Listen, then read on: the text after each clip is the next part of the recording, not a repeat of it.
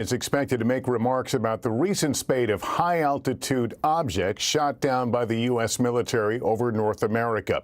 A total of 4 have been brought down in the past 2 weeks, but we really only know anything about the first one, shot down February 4th and later recovered off the coast of South Carolina. U.S. officials say that was a Chinese spy balloon. The Chinese say it was a weather monitoring aircraft that drifted off course. 3 other unidentified objects were then brought down since then, one in the icy waters off northwestern Alaska, another in Canada's Yukon, and a third in Lake Huron. Recovery missions for all those are underway, but hampered by weather conditions and difficult terrain. But exactly what they are and where they came from remain a bit of a mystery. Let's go to our chief White House correspondent, Kristen Welker, right now. Kristen, the president has taken some dings from both sides of the aisle over transparency in all this. He absolutely has, Lester, and these remarks come amid that mounting pressure for him to address the American people and to give some information about the Chinese spy balloon and those 3 unidentified objects. And here is the president. Last week, in the immediate aftermath of the incursion by China's high-altitude balloon, our military, through the North American Aerospace Defense Command, so-called NORAD, closely scrutinized our airspace, including enhancing our radar to pick up more slow-moving objects above our country, around the world. In doing so, they tracked 3 unidentified objects, one in Alaska, Canada, and over Lake Huron in the Midwest. They acted in accordance with established parameters for determining how to deal with unidentified aerial objects in U.S. airspace. At their recommendation, I gave the order to take down these 3 objects due to hazards to civilian commercial air traffic and because we could not rule out the surveillance risk of sensitive facilities. We acted in consultation with the Canadian government. I spoke personally with Prime Minister Trudeau from Canada on Saturday. And just as critically, we acted out of an abundance of caution and an opportunity that allowed us to take down these objects safely. Our military and the Canadian military are seeking to recover the debris so we can learn more about these 3 objects. Our intelligence committee is still assessing all 3 incidences. They're reporting to me daily and will continue their urgent efforts to do so, and I will communicate that to the Congress. We don't yet know exactly what these 3 objects were, but nothing right now suggests they were related to China's spy balloon program or that they were surveillance vehicles from any other country. The Intelligence Committee's current assessment is that these 3 objects were most likely balloons tied to private companies, recreation or research institutions studying weather or conducting other scientific research. When I came into office, I instructed our intelligence community to take a broad look at the phenomenon of unidentified aerial objects. We know that a range of entities, including countries, companies, and research organizations, operate objects at altitudes for purposes that are not nefarious, including legitimate scientific research. I want to be clear.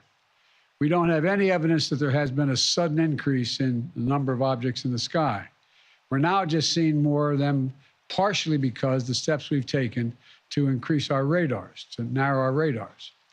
And we have to keep adapting our approach to dealing with these challenges. That's why I've directed my team to come back to me with sharper rules for how we will deal with these unidentified objects moving forward, distinguishing between those that are likely to pose safety and security risks that necessitate action and those that do not. But make no mistake, if any object presents a threat to the safety and security of the American people, I will take it down. I'll be sharing with Congress these classified policy parameters when they're completed, and they'll remain classified so we don't give our roadmap to our enemies to try to evade our defenses. Going forward, these parameters will guide what actions we'll take while responding to unmanned and unidentified aerial objects. We're going to keep adapting them as the challenges evolve, if it evolves. In addition, I've directed my national security advisor to lead a government-wide effort to make sure we are positioned to deal safely and effectively with the objects in our airspace. First, we will establish a better inventory of unmanned airborne objects in space above the United States airspace, and make sure that inventory is accessible and up to date. Second, we'll implement further measures to improve our capacity to detect unmanned objects in our airspace. Third, we'll update the rules and regulations for launching and maintaining unmanned objects in the skies above the United States of America. And fourth, my Secretary of State will lead an effort to help establish common global norms in this largely unregulated space. These steps will lead to safer and more secure skies for our air travelers, our military, our scientists, and for people on the ground as well. That's my job as your President, Commander-in-Chief. As the events of the previous days have shown, we'll always act to protect the interest of the American people and the security of the American people. Since I came to office, we've developed the ability to identify, track, and study high-altitude surveillance balloons connected with the Chinese military. When one of these high-altitude surveillance balloons entered our airspace over the continental United States earlier in the month, I gave the order to shoot it down as soon as it would be safe to do so. The military advised against shooting it down over land because of the sheer size of it. It was the size of multiple school buses and it posed a risk to people on the ground if it was shot down where people lived. Instead, we tracked it closely, we analyzed its capabilities, and we learned more about how it operates. And because we knew its path, we were able to protect sensitive sites against collection. We waited until it was safely over water, which would not only protect civilians, but also enable us to recover substantial components for further analytics. And then we shot it down, sending a clear message. The violation of our sovereignty is unacceptable. We'll act to protect our country, and we did. Now, this past Friday, we put restrictions on 6 firms that directly support the People's Republic Liberation Army, the People's Liberation Army Aerospace Program. That includes airships and balloons, denying them access to U.S. technology. We briefed our diplomatic partners and our allies around the world, and we know about China's program and where their balloons have flown. Some of them have also raised their concerns directly with China. Our exports have lifted components of the Chinese balloon's payload off the ocean floor. We're analyzing them as I speak, and what we learn will strengthen our capabilities. Now, we'll also continue to engage with China, as we have throughout the past 2 weeks. As I've said since the beginning of my administration, we seek competition, not conflict with China. We're not looking for a new Cold War, but I make no apologies, and we will compete. And we'll responsibly manage that competition so that it doesn't veer into conflict. This episode underscores the importance of maintaining open lines of communication between our diplomats and our military professionals. Our diplomats will be engaging further, and I will remain in communication with President Xi. I'm grateful for the work of the last several weeks of our intelligence, diplomatic, and military professionals who have proved once again to be the most capable in the world. And I want to thank you all. Now, look, the other thing I want to point out is that we are going to keep our allies and the Congress contemporaneously informed of all we know and all we learn. And I expect to be speaking with President Xi, and I hope we're going to get to the bottom of this. But I make no apologies for taking down that balloon. Thank you very much.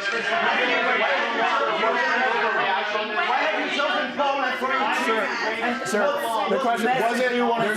There's been criticism. There's been criticism that this was. There's been criticism that this. China compromised by your family's business relations. Sir, Mr. President, there has been criticism. Did you overreact? Mr. President, there has been criticism that this was an overreaction that was done because of political pressure. You come to my office and ask the question when you have more polite people. Mr. President, why have you chosen Poland for your trip to mark anniversary of the war? And what's your message? What? When are you speaking to President Xi, Mr. President? The president not engaging in any answers or to the questions being shouted as he left the room there. The president really providing more about what we don't know what we do know about those three most recent objects, saying that they do not appear to be part of the Chinese balloon program, that they may very well likely be private in origin, recreational, or involved in some sort of research. They are still trying to collect the debris from those three most recent. The U.S. continues to say that the Chinese were sponsors of that first balloon, that first larger balloon that crisscrossed the United States. Our chief White House correspondent, Kristen Welker, joins me now. Kristen?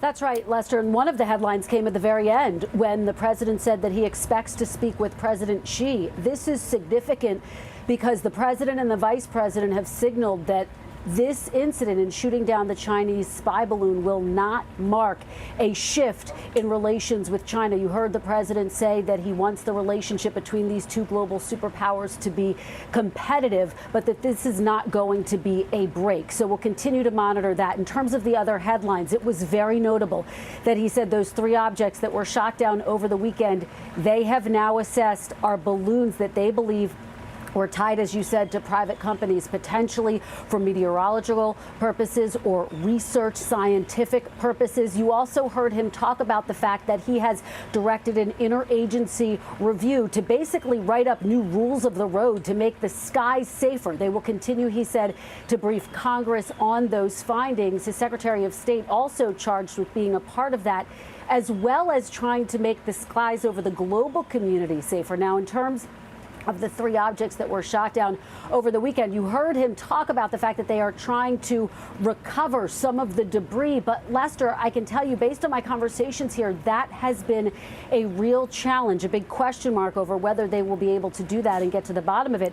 And finally, you heard him reiterate that he gave the direction to shoot down the Chinese spy balloon when it was safe to do so. Now, again, this comes amid growing calls for more information from Republicans and Democrats who say there hasn't been enough transparency. Lester? All right, Kristen, thank you. Let me go to NBC News Pentagon correspondent Courtney Kube. She's in Munich, Germany, where world leaders are meeting at a security conference.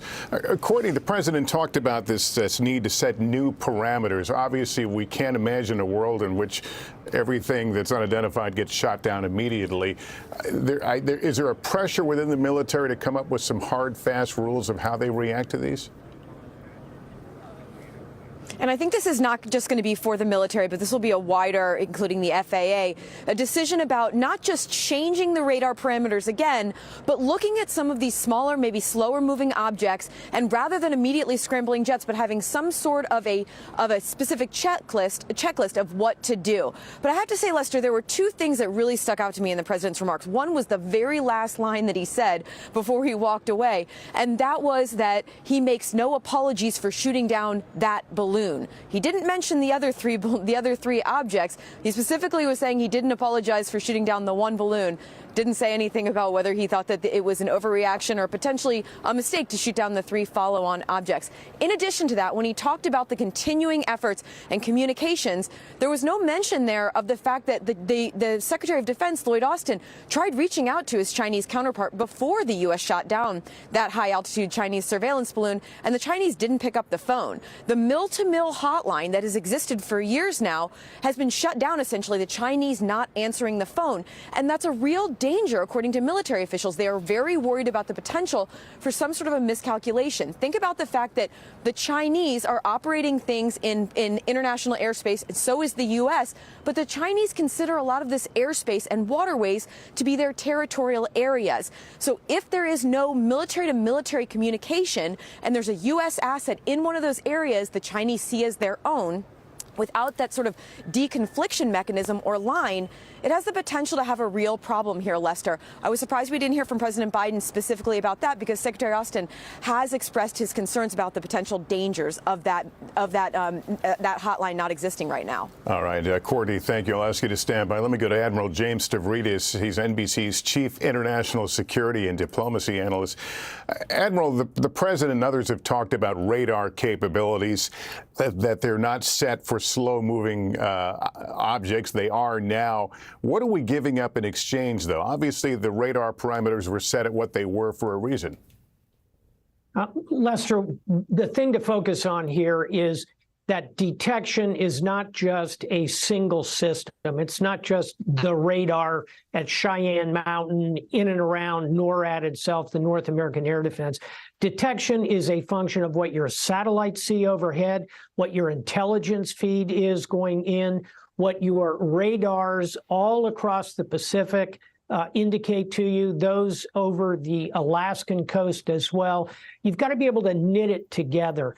And I think the challenge here for the administration is going to be to find ways to respond in these slower moving scenarios, because as you say, it's been set for the high fast burner, as we would call it. So what that means is that you've got a tactical challenge to kind of retrain your operators. You've got an operational integration challenge to put all those pieces I mentioned together. And then, as we've been discussing, there's a strategic challenge here in the sense that you've got to be able to respond quickly, rapidly, but in a way that doesn't create real escalation, for example, with China, because we are collecting on China. We don't send balloons over China, but we are close by China collecting. So there could be back and forth. That's a worry. And to conclude, this is why those open lines of communication, the ability to call counterparts,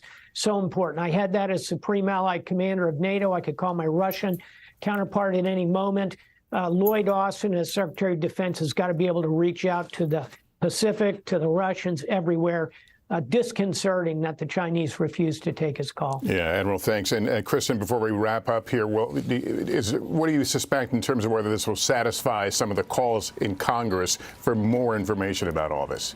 I think the calls are going to continue to grow for more information, Lester. There's no doubt about that. And part of the pressure to deliver these remarks in the first place is that this vacuum of information was giving way to conspiracy theories. For example, a few days ago, the White House press secretary came out and said, look, this is not the result of extraterrestrial activity. The U.S. is not under some type of broader threat, Lester. So the pressure mounts here. All right, Kristen, thanks. That concludes our special report. Much more tonight on NBC Nightly News.